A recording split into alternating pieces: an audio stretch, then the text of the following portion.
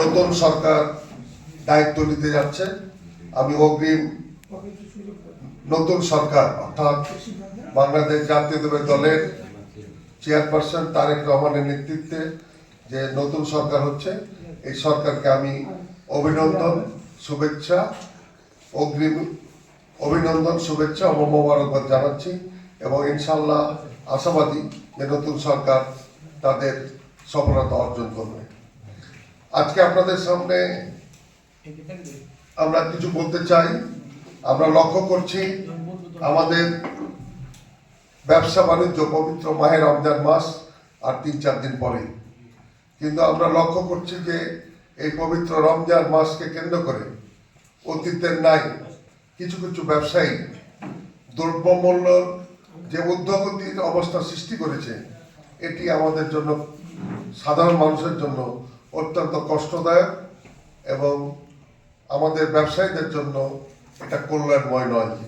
পবিত্র রমজান মাসে আমরা লক্ষ্য করছি যে আমাদের জানুয়ারি মাসে যেসব পণ্যের মূল্য ছিল, ফেব্রুয়ারি মাসে অনেক ঊর্ধ্বগতি, এবং যেখানে আমাদের জানুয়ারি মাসে ছিল চালের মূল্য 64 থেকে 66, এটা ফেব্রুয়ারিতে আমরা লক্ষ্য করছি নিম্নমানের চাল যেটা 66 থেকে 67 টাকা। আমরা লক্ষ্য করছি সুগন্ধি চাউল যেটা 125 থেকে 30 টাকা ছিল, এটা প্রায় 128 থেকে 35 টাকা ঊর্ধ্বগতি। এভাবে ডাল, মসুর থেকে শুরু করে বিভিন্ন পণ্য জানুয়ারি মাসের থেকে ফেব্রুয়ারি মাসে প্রায় 5 থেকে 10 টাকা বেশি আমরা লক্ষ্য করছি। এতে আমরা মনে করি যে আমাদের ব্যবসায়ীরা কি কারণে এটা হঠাৎ করে এক মাসের মধ্যে এত বেশি মূল্য বৃদ্ধি, এটা আমাদেরকে ভাবিয়ে তুলেছে। আমরা মনে করি যে আগামী 3 দিন পরে যে নতুন সরকার আসছে, এই সরকার কিন্তু অত্যন্ত শক্ত অবস্থান নেবেন।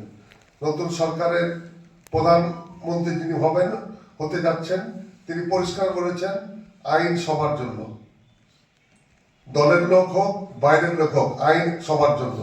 সেহেতু আইন শৃঙ্খলা রক্ষার জন্য উনি কঠোর অবস্থান গ্রহণ করবেন। যেমনি ভাবে তার